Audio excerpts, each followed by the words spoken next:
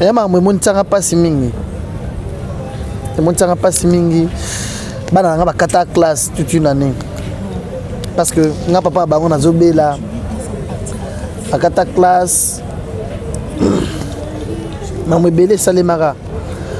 J'ai passé des moments de souffrance. Je pense limisanga tu as réussi à limisanga ma mise na le bango te c'est mais na Pierre Nzambe merci ninga télanga pasteur wale salboso nanga hôtel je l'ai dans chambre il payait $50 par jour chambre nazalaka $50 par jour au vandi boye pendant autant de mois repesson a pesinga même $2000 à ce que nous foutana un hôtel na yokuna mais le pasteur n'a pas raté que c'était quoi son souci banda ko yana basi abatu na chambre nanga on laisse un cola dans Nagouni. Ça papa nanga. Ok. Dans Lubumbashi. Té na Mbujimai. Peut-être ça m'a na vraiment mingi na télévision c'est mon père. Papa wa botanga na passé on laisse bazala ba associé. Du ciel. Nenga na zaboy moi c'est pourquoi je linga na sala nini. Moi muke moi sur na yeboy une maman pour passer na zamo na 84. Zamo muke. Mais une maman peut-être il y a 74. Une maman boya za na mbongo ya ti jeep libanda wana.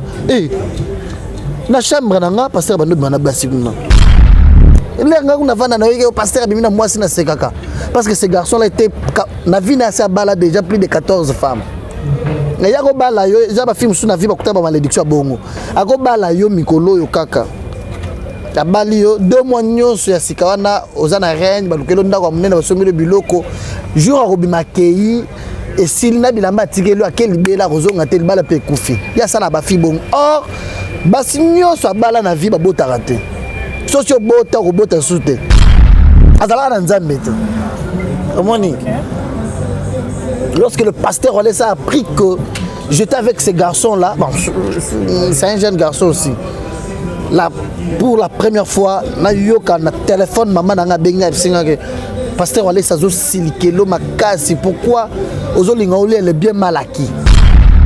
Les jours na yeba ke pasala ma ba utiliser camarade na mon pasteur komoni a utiliser camarade na mon pasteur pour na kotiela nga poison c'était ça parce que na yeba ka secret naming une église na ye ceux qui ba maman bazala 400 c'est na yebi ka cause à la bimana plus de 100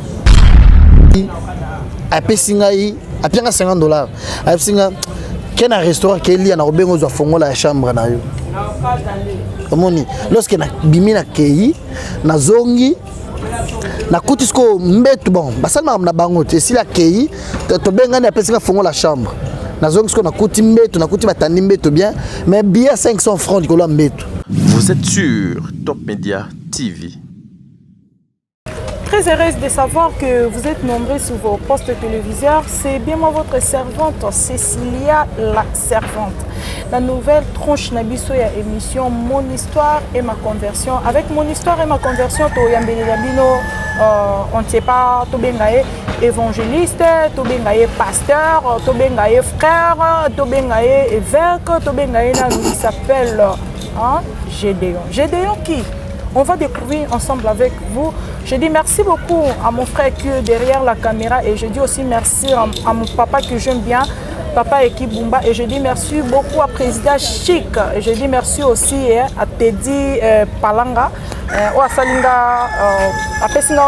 Chance Moro ya Rosal émission na Papa Gédéon et je dis aussi merci aussi à Yves Pan de Super Promo de sa 43 Code Mboka et merci beaucoup aussi à Mamou International depuis l'Afrique du Sud. Ça c'est ma sœur à moi que j'aime bien et je dis aussi merci à Dani Image de Peste et je dis merci aussi à Balandinho surtout au Basepela nanga Ope Balandanga. J'espère que bomo nanga chez Mamoucho International bomo nanga pe na Super Promo de sa 43 bomo nanga pe na Chebiso télévision bomo nanga super na son premier mais aussi na chaîne Cécilia donc chez Cécilia bon s'abonner vraiment ebele beaucoup découvrir histoire il y a artiste il y a pasteur il y a musicien il y a star il y a tout surtout toutes sortes de personnes to koyambele la bino na tranche na biso beau découvrir à tout à l'heure dans le bana caméraman nanga afungule nanga plateau na salut invitation nanga invité nanga je dis bonjour. Bonjour maman. Bonjour à tous qui nous regardent. Papa Gédéon, comment vous allez? Ça va, Dieu fait grâce. Et ça m'a na balandinho surtout au bazio pour na balaliboso na Cecilia et puis na balinho surtout balingakao déjà. Voilà, bonjour déjà, c'est un plaisir de vous savoir très nombreux. Nzamba Pambola Bino, Bino Gédéon du ciel. Je suis l'attaché de presse de l'évangéliste Claude Kabundi Walesa. De partout dans le monde, vous avez la chance de nous regarder, de nous suivre. Voilà, je pense que le rôle à Azanan Awan Robanda Olega. Vous allez toujours informer à chaque instant tout ce qui nous aime. Que Dieu vous bénisse. Ok, papa Gédéon, Olobi, on a attaché des presse à Kabundi Walesa. Évangéliste Claude Kabundi Walesa. On a ni pasteur, ni prophète, ni serviteur d'église. On a juste attaché des presse simples. Ni pasteur, ni prophète, ni serviteur, je ne comprends pas, ça veut dire quoi? Parce que tout ça, on a évangéliste. Ah, bah, tu as pasteur Walesa. Il y a frère simple, frère général. Non, frère simple, c'est quoi? Bisous, tu as frère. Bisous, news. Tu as frère simple. Tu veux comprendre quoi? Tu as frère simple. Je voulais comprendre de toi parce que ça, on parle de mon histoire. On voulait connaître l'histoire de Gédéon parce que tout le monde a encore trop na télé. Papa Kabundi Walesa a mis Bimisa vraiment. Il y a relève, il y a remis Bimisa. On voulait savoir qui est Gédéon. Gédéon, il est qui? Présentez-vous vraiment calmement dans les téléspectateurs. Nous surtout comprendre. Nani Yozali. Ouais, je suis serviteur de Dieu. Je travaille avec l'évangéliste Claude Kabundi Walesa dans la communication. Je gère vraiment la communication de l'homme de Dieu. C'est une grande responsabilité. Moi, français simple, nabiso facile, la bouche autorisée. Okay.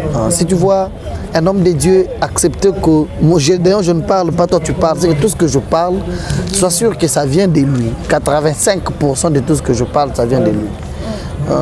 C'est une grâce d'être bénéficiaire. Il y a responsabilité et pas mosali nzambe nzamba pesi biso na mboka na biso et puis un don de Dieu pour le monde entier. C'est ça. Ekoki? Non, Ekoki te bakisa. Oui, mais na loba da komo na ngati. Ouais. Na lobi na mtsana na sala ngati. Encore quoi?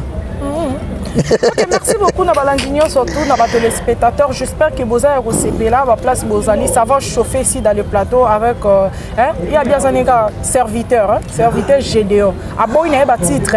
Non. Pas ça na Kabundi Walesa on a boinga boité. On est journaliste. Journaliste. On est journaliste. C'est-à-dire na la facilité de langage. Okay. Je souhaiterais que dans le bois est important pour nous aider batouké koluka balokum. Ouais, c'est ce qui n'est pas important. Là c'est bien, merci naba oyo surtout ba s'abonner té o bozu biso pona mbala liboso bo s'abonner vraiment massivement na chez Cecilia la servante beaucoup ba histoire et belé papa Gédéon. Maman. Mission na bino parce que yoza attaché des presse à évangéliste Kabundi Walesa. Mission na bino ezani. Déjà la mission d'un évangéliste c'est de gagner ba âme. Évangéliser, présenter Jésus-Christ na bato ba yebiete pour bandimela ye. Pour d'abord déjà bandimeli Jésus-Christ ko banda ko tangisa bango pour ba vanda na makolo na ye ko tamola lolenge Jésus-Christ alingi pour jour à roya akuta biso préparé. C'est ça mission tous à la nango. OK. Merci beaucoup.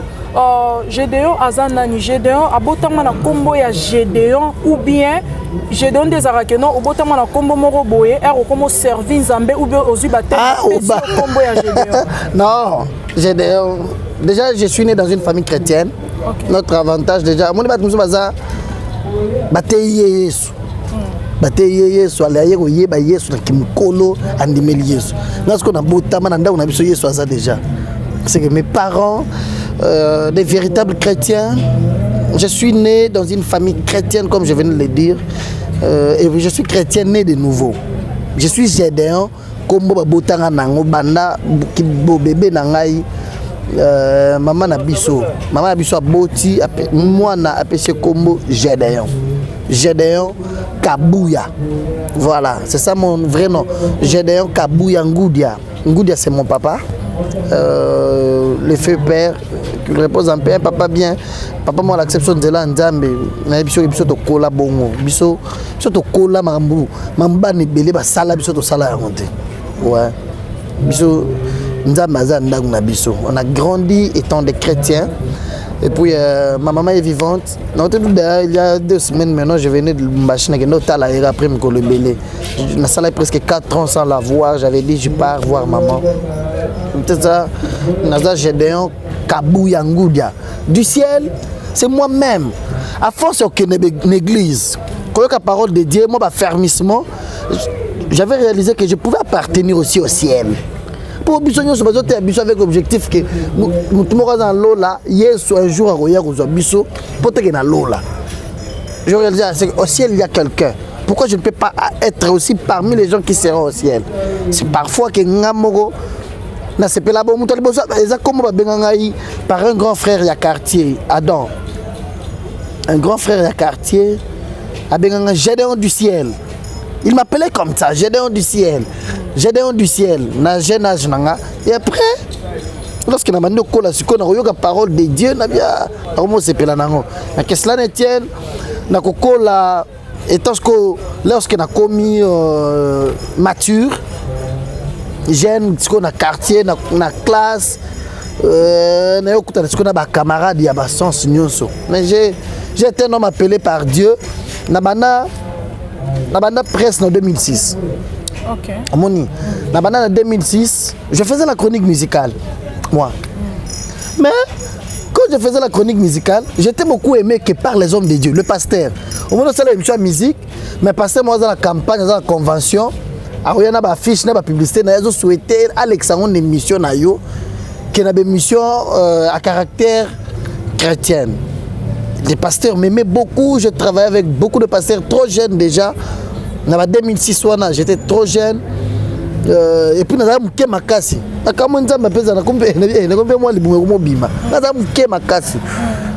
c'est ça, je travaillais comme ça. Vraiment le pasteur. Parce que déjà à notre époque, un pasteur, un homme élevé par Dieu. Et surpris Nagangate. Parce que lorsque j'étais trop jeune, il y avait beaucoup de serviteurs de Dieu. Ce que nous avons pasteur Kabalou. Pasteur Anakle Kabalou, il représentant de la 30e communauté. Ce pasteur-là, il y a ça la campagne, dans le stade,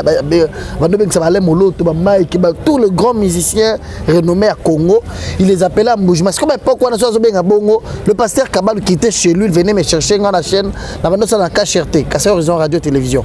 Il venait me chercher. Moi,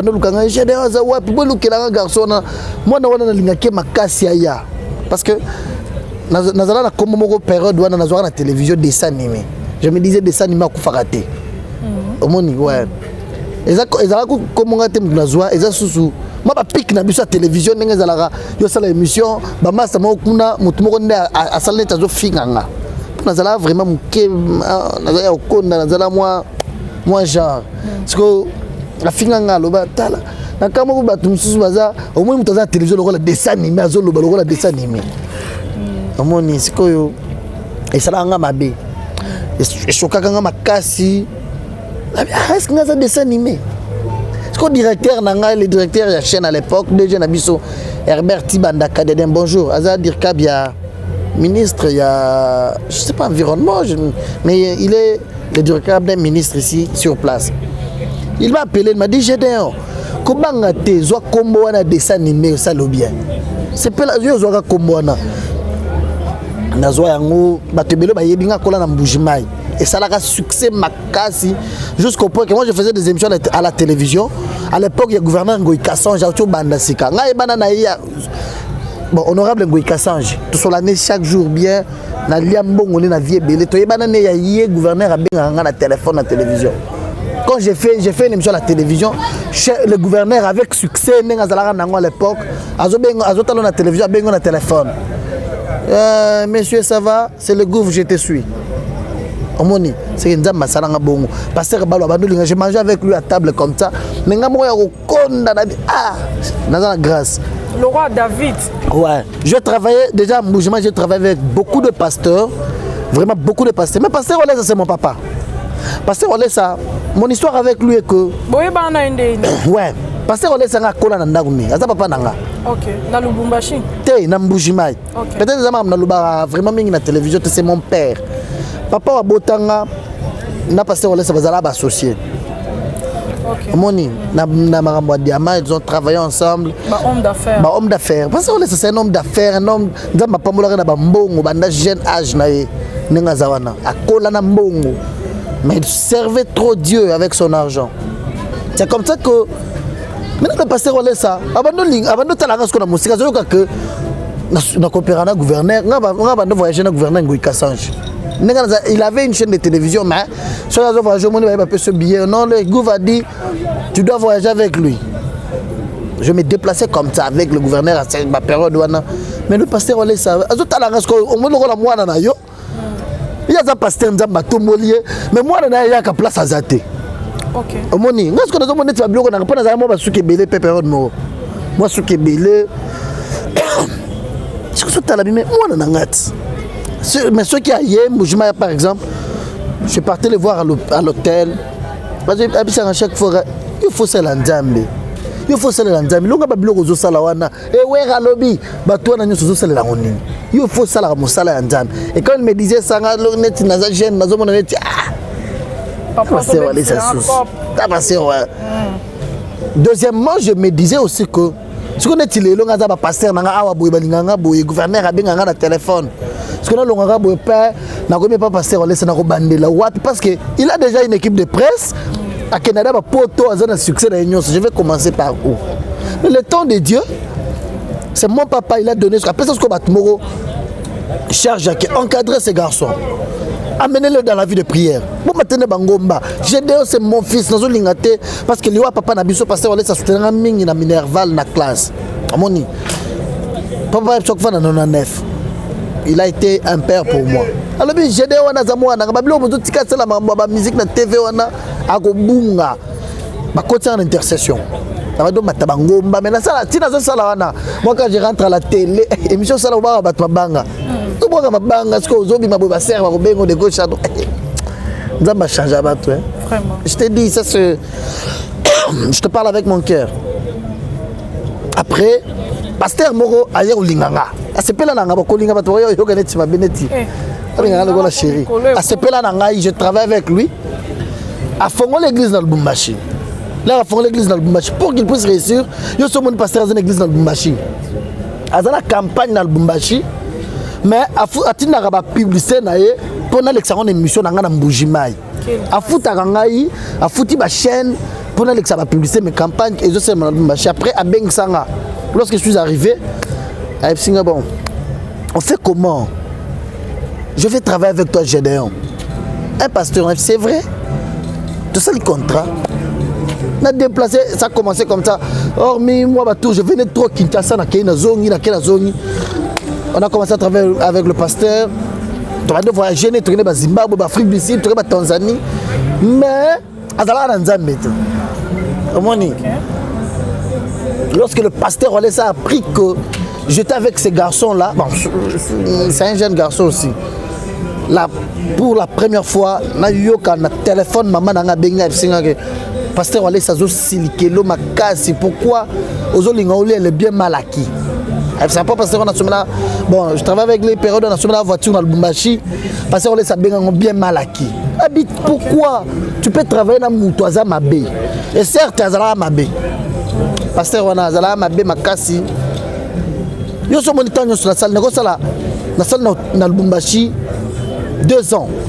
Mais n'avant un hôtel. Je me oh, ne ko futanda ko FCT. Je suis journaliste, ne ko vanda na ndako te. Après pas le pasteur a bien que soit mal à l'aise. Zoka hôtel, je l'ai dans chambre, il payait $50 par jour, chambre dans Zalara.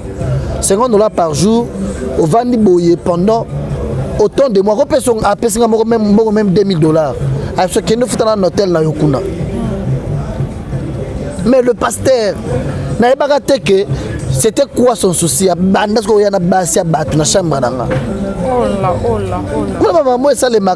des choses qui se font. Que Dieu délivre les gens. le nom de l'émission m'a fait du bien, mon histoire. Le pasteur Walesa a bémissé à Liboulou. Parce que ces pasteurs-là, ils peuvent venir. Et puis lui sortait avec les femmes mariées à 7h du matin. Il y a matin, il faut sans trace. On va dire que maman a tongo, après maman bon. Et puis parce qu'il y a un partenaire dans l'église, je suis dans la chambre, il y a 7h, le pasteur a bêté le porte. J'ai dit on a un du ciel. Moi c'est pourquoi je dis moi moi suis une maman pour passer dans un mois à 84. Mais une maman peut-être il y a 74. Une maman boy a bon ya ti dip libanda na na chambre nanga pasteur bando bana basibuna. Ma jeune fille, il faisait déplacer les femmes. Ici à Kinshasa, une belle femme comme ça, elle t'appelle, elle bénit sur le jeune hôtel à mon néné. Mais est-ce que pas qu'elle est hôtel parce qu'il était déjà connu à Lubumbashi. Pas qu'elle est hôtel, c'était très difficile. Elle venait. C'est l'hypocrisie. Ouais, elle venait maintenant beaucoup plus faire ses bêtises dans ma chambre. Et le jour où il a fallu me compliquer, c'est le jour où j'avais pris la décision de lui quitter. Dans un message de Sikoyo. Pour combien il y a un message. C'est pas important. Il y a les héros donc il n'est pas sataniste. Tu vois? C'est le jour où ces pasteurs là, jeune fille Moro, la guidance sur la année bien. Il venait chaque fois sur Bensifi Wanaye, à loger na Caravia na Lubumbashi, mais à Goya na yega na chambre nanga. Parce que jour Moro a salé le romo à ma baie. J'étais dans la chambre, il m'a appelé, tu vas na Goutou, nanga ina fille, tu vas na quelque part, tu vas na pasteur, nous sommes sur l'hôtel Moro, sur de la révolution, na Lubumbashi. Tu vas na, pour attendre là-bas, avant de t'amener JR, Bamura. Et la pasteur na JR. 6 na Mutuka. Et bon, armée céleste. 6 na Mutuka, il y a des choses. Aroya Boye, tu vas na du ciel. Nazoya, comme ça, je me mets dans la voiture. Vous allez dans la chambre et pas dans la Zoya. La question est là, après, Aroya Boye, père, Koti, après Singaï, après $50. Après Singaï, quel est un restaurant qui est lié à la chambre? Lorsque bimi na kei na zongi na kutisko mbetu bon basala na bango te si la kei to bengani apesika fongo la chambre na zongi sko na kuti mbetu na kuti batandi mbetu bien mais bien 500 francs dikolo mbetu. Il y a mon ami Papolin Kaniki bonjour abi soir parce que batebele ba yeba la première lettre né ba téléspectateur ba comprendre tikaye azala mbachiti siko. Okay. Malgré quand tu as trop à prison, il y a la chose à la cause les camarades, pas de mamie na basia bato. Mobile il y a kangi ba kangi ça à côté prison, à tique église à Sondoli, a changé commune. OK. À ça la bon, toi c'est na tout machine à côté a changé sous commune. À ça la bon. Tu vois na coûte bien 500 francs na mbé. Il y a 50 francs. 500 francs. Ah, OK. Il y a pembe. Parce que là, on a côté la chambre, na lobby na seki na bi. Na lobby mo na tala mwana yebinga bien te. O ezambongo na ngate kosi. Na fukami na sambeli. Après na tomboli couvre na lali. Na côté na boye, na couvre li. Na lali. Na tika ngo na lali ezalo ko langa na lali mbongo tika likolo na nga. Couverture. La couverture wana. Na lali. Na tongo na muki boye pe mbongo ezate. Natali mbetu na kutali na sambetu ezate. Na bengi masaranga mona bandu vanda na ye. Papoleo na tangi. Na bengi na se omoni benga mutu na yebise ke ngaba compliquer ngate. Alinga compliquer à raisonner que j'ai d'ailleurs son akene na mbongo ebela o timbela comme ça na meme na ndenga 500 francs. Na tika 500 francs na mbetu. Tu vois? Et je l'ai appelé. Na benga pasteur wana. Na komela na benge nanu yo so moni yo ozana mutu va na hôtel kolia na makamnyo za maboko no comme yo to sal 2 ans to za place où na va na kawana mais na komo benga ya mangate so to kutani na yeka so to kutani j'ai des boni a tellement na poche $200 keno lia na to benga na il ne me donne pas encore le temps de parler avec moi. Après je lui ai appelé, je lui ai dit non mais pasteur on doit parler, moi je suis pas un enfant au mission to kutani kabelinga 200 300 wana. Bon, n'en parlons pas. Parce que ces garçons-là étaient. La vie n'a déjà plus de 14 femmes. Il y a des films sur la vie qui ont malédiction à Bongo. Il y a des mikolo yo kaka.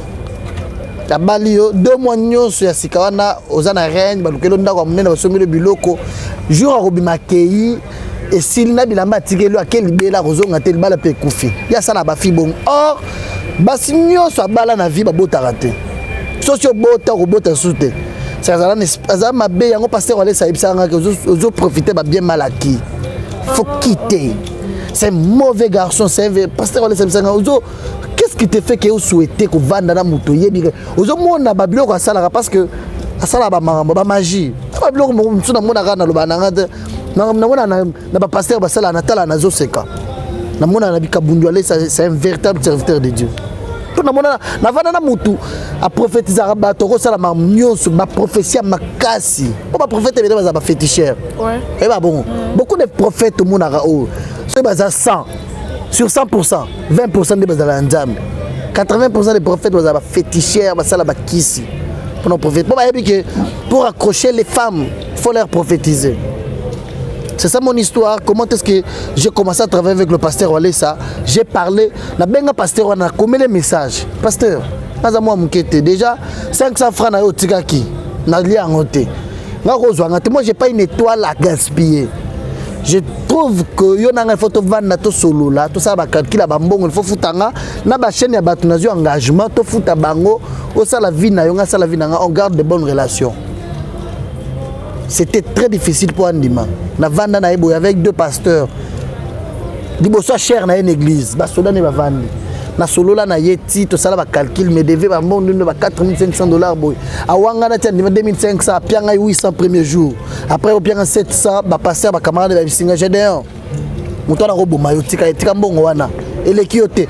Wana période azolo ba na zampiaka. Siko na tikali source de production moko voiture na zanango na za obligé na tia na transport.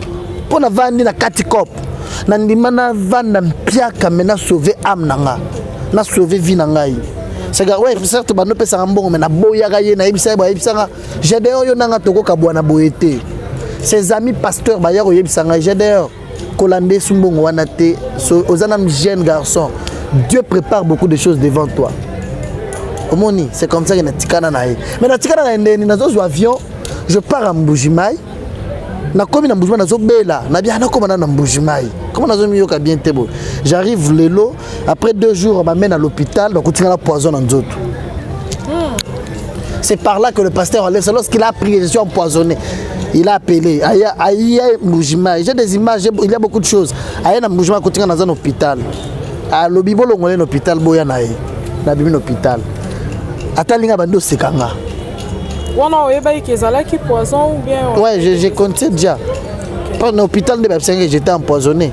Et évangéliste Kabundi Wallace sayeba ikeza déjà poison. Voilà ayeba ki ba betele du solo que papa Gédéon azapo azabongo c'est papa alinganga makasi ce qui a commis chaque fois qu'il partait en Mbujimai ces années là à tunara Gédéon azawapi ah papa Gédéon azan hôpital ba koutier na poison au lieu de regretter à ce qui alors bolongolé l'hôpital boyanaï on est venu me prendre à l'hôpital to kutana ebisinga tala na bando ebisa na za na photo na kopesa yo tali le jour elle me parlait j'étais ya okona makasi na fukami quoi pour asambelelanga mais avant asambelelanga lobina makam omoni yo na bando lia bien malaki tala ce ko longa kuna na poison badisa asambelelinga ebisinga nazoke Kinshasa lobby so na komi je vais t'appeler a komi Kinshasa après a benga ya tindelinga billet singa yaka na komi Kinshasa ya en Afrique du Sud na vende pas na biso na fait quelques jours et pas na biso lorsqu'il est rentré a benga ozawa puis je suis dit à Kinshasa a biaka na ndako na komi na ndako singa viens rester chez moi a pesinga chambre na ndako na ye. Ça a été un problème avec ma famille parce que Baluka de Bato ko soigner tout toi au Tigo Marosala boy. Le pasteur Wallace a dit na ration na beaucoup famille na yo. Il y a na famille na ngai ba yo kana ressuscité. Pourquoi? Parce qu'il avait accepté Yakobo ya ba soigner na bato mokili. Mais il assemblé là nga. Tu vois? C'est comme ça lorsque na yo qui bien. Assemblé linga na yo qui bien, je lui ai demandé papa merci pour tout ce que tu as fait pour moi. J'ai fait le tour des hôpitaux, na Chijia, na Kram, ya nini. il y a pour ma tête dans le mois dans crème il y a magasin dans ça tour à Bopito pour ça la compte parce que j'étais pas sûr oh mais là qui c'était même pour toi ça me là et puis passer on laisse ça me là 30 secondes une minute mais le jour ça oyoki bien nandimate après ça ngambongo fait le tour des hôpitaux amène les résultats ngamo dans un grand témoignage de son Dieu. J'ai les résultats jusqu'à aujourd'hui. Dans la tour à Bopito, après $600, je vois, à cette époque-là. Dans la contrôle à Bopito, Nyonso, qui est Nzamba Bikisanga. Après, Singa ne bouge pas, tu restes avec moi. Tu travailles avec moi. C'est comme ça que la bande travaille. Après, à mon façon, on a la pembe naïe. La bande encadré dans Nzambe. La vie de prière, l'encadrement spirituel. Après, Singa, désormais, je ne passerai pas encore à la télévision. Au moins, tout ce que je pouvais faire, toi, tu l'as fait. Tu vois, c'est-à-dire je suis dans de bonnes mains. Les histoires, moi, ça ne pas si... Parce que nous avons la vie.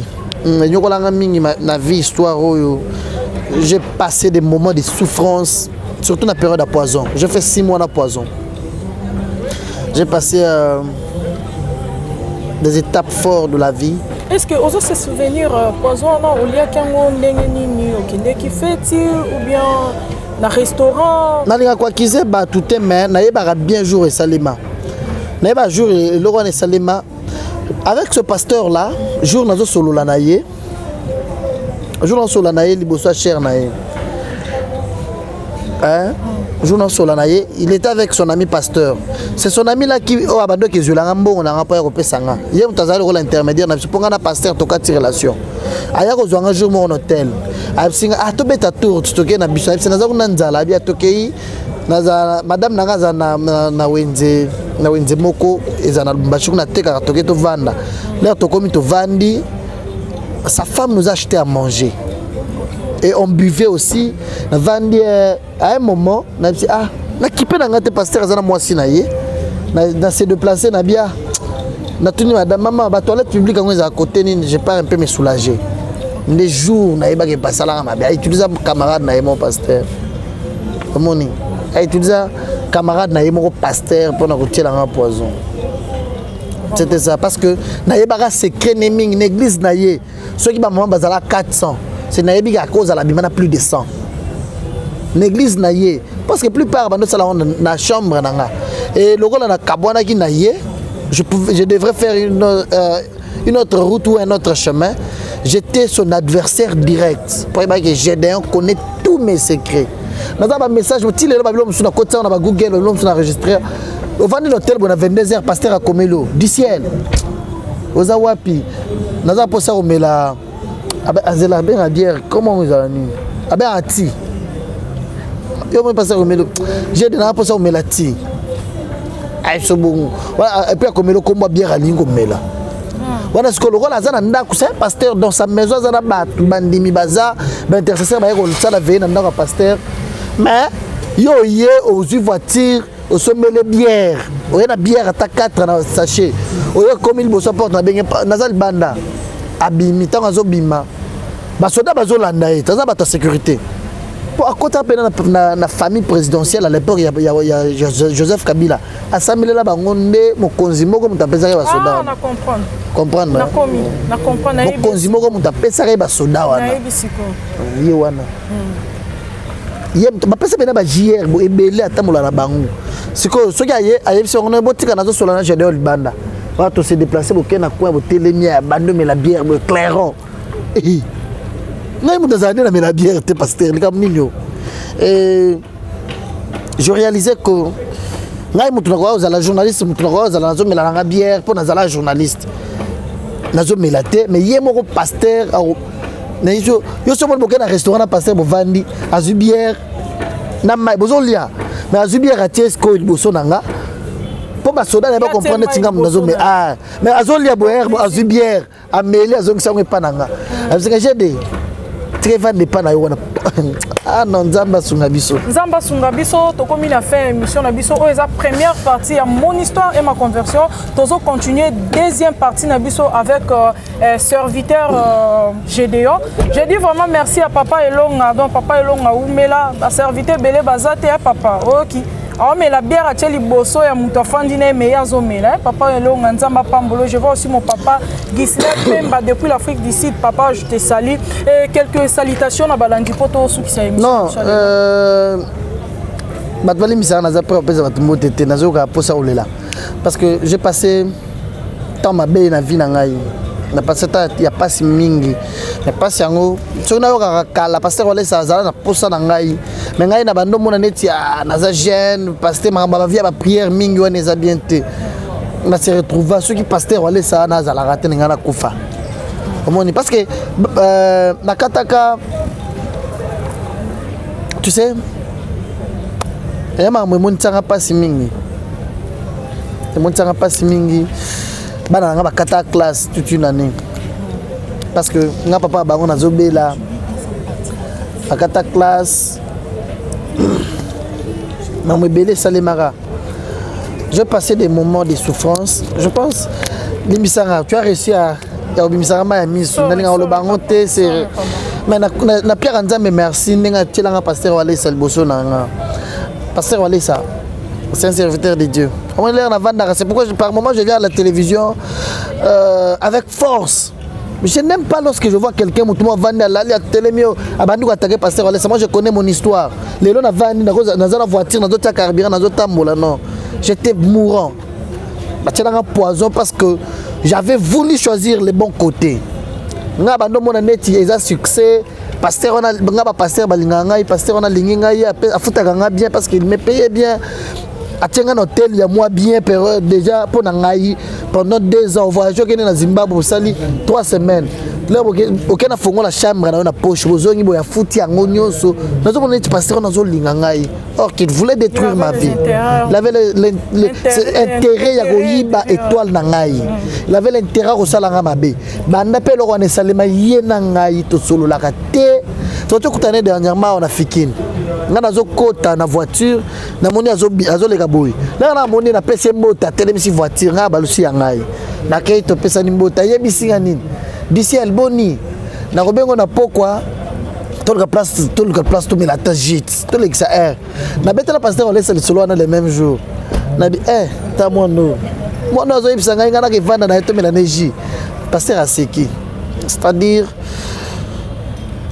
Mamoura a poison, peut-être que solo va te là. Moi j'ai souffert. Je parle à la télévision. Je ne viens jamais défendre le pasteur Walesa. Mais na yebi makamundambe pasteur Walesa sal na vie na ngai. OK, na yebi makambu pasteur Walesa sal na vie. Te pasteur Walesa te. Évangéliste Nzambe na ye. Nzambe. OK. Makamundambe pasteur Walesa sal na vie. Il y a pasteur Walesa sala pona yo. On dit merci beaucoup na babonné surtout na balandinyo surtout ya Cécilia la servante TV so lingi kolina yo et ou Afrique du Sud et comme a na Kinshasa ou na Kinshasa que na Afrique du Sud kene na import export Nana Kevan.